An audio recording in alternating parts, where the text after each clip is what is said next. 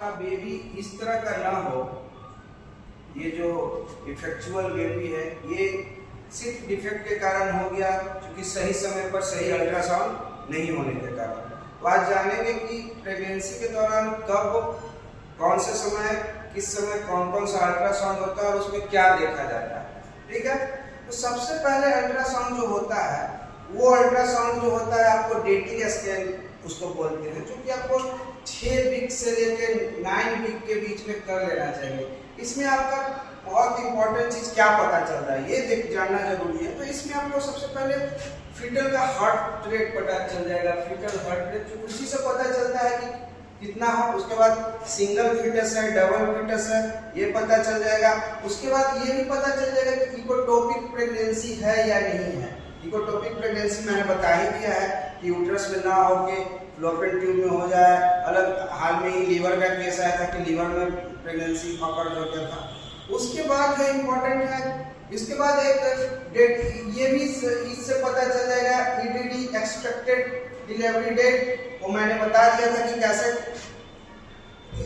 Expected delivery date हम लोग पता करते हैं CRL लेंथ नाप के, क्राउन रन लेंथ नाप के। उसी के अनुसार हम लोग चूंकि 1.1 बढ़ता है ना mm, जो है कि हर डे बच्चा बढ़ता है, उसी के अनुसार से गेस्टेशन पीरियड कैलकुलेट करके हम लोग कर लेते हैं। दूसरा स्कैन जो होता है वो होता है एंटी-NBS स्कैन, जो बहुत इंपॉर्टेंट है, जिससे जितना भी जेनेटिक डिजीज है एंटी-NBS स्कैन जो हमारा, जिसमें गला के नीचे एमनियोटिक फ्लूइड नहीं आना चाहिए और नेजल बॉन का जो है कि उसमें एब्सेंट होता है। अगर गला के नीचे एमनियोटिक फ्लूइड है और नेजल बॉन एब्सेंट है तो एक ब्लड टेस्ट किया जाता है, डबल मार्कर टेस्ट। अगर तीनों कन्फर्म है तो आपका बच्चा पक्का जेनेटिकली इफेक्टेड है, पक्का जो है वो बीमारी से ग्रसित है, उसको ऐसा जेनेटिकल डिजीज है या डाउन सिंड्रोम है, कैनिफॉर्म सिंड्रोम है, टर्नर सिंड्रोम है, क्रिकट सिंड्रोम है, मतलब कोई भी सिंड्रोम से वो पूरी तरह से ब्लाइंड है और वो बच्चा बोझ ही है एक तरह से। ठीक है, तो ये स्कैन नहीं, आगे स्कैन में आपका पता चल जाता है, तो आप अर्ली अबॉर्शन का प्रिकॉशंस भी ले सकते हैं।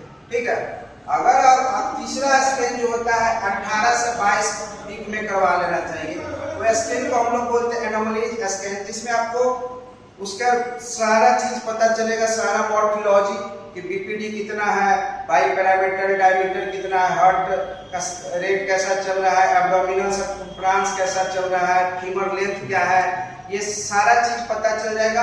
और इससे ये भी पता चल जाएगा कि कौन सा ऑर्गन बना है, कौन सा ऑर्गन, जैसे यही बेबी का लिप मिस है, ये सब सही स्कैन नहीं। अगर ये स्कैन होता तो लिप नोज सबका पोजीशन बता देता। अगर एब्नॉर्मलिटीज स्कैन पता चल गया तो सारा का सारा पोजीशन आपको पता चल जाएगा। उसके बाद होता है कि भाई ग्रोथ, सबसे इंपॉर्टेंट आजकल का जो युग में है, सबसे ज्यादा IUGR का केस आ रहा है, इंट्रा ग्रोथ रेट पता करना है। तो 28 वीक से लेकर 32 वीक के बीच में डॉपलर स्केल के साथ, चूंकि प्लासेंटा का ब्लड सप्लाई किस तरह से फीटस को हो रहा है उसको देखने के लिए डॉपलर स्कैन के साथ साथ ये कर लेते हैं ग्रोथ स्कैन। उसके बाद हम लोग जो है कि सबसे इंपॉर्टेंट और सबसे लास्ट, जब 34 वीक के बाद बेबी का लंग्स लगभग मतलब कि इस तरह से डेवलप हो जाता है कि आप बाहर निकल सकता है। लंग्स जन्म के बाद भी डेवलप करते रहता है, लेकिन जो है कि इसके बाद डेवलप हो जाता है।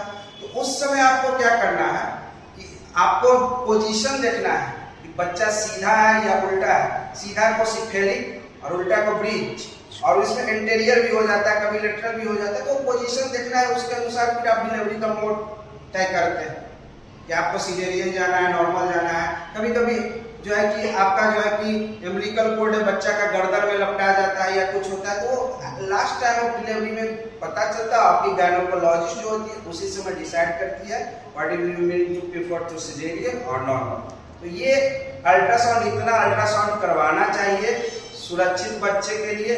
अदरवाइज आपका बच्चा जो है कि किसी तरह से जेनेटिकल डिजीज, किसी तरह एब्नॉर्मल डिजीज, कोई जेनेटिकल डिजीज, ये सब का शिकार होगा। तो सही उपचार, सही diagnosis very important. Thank you very much.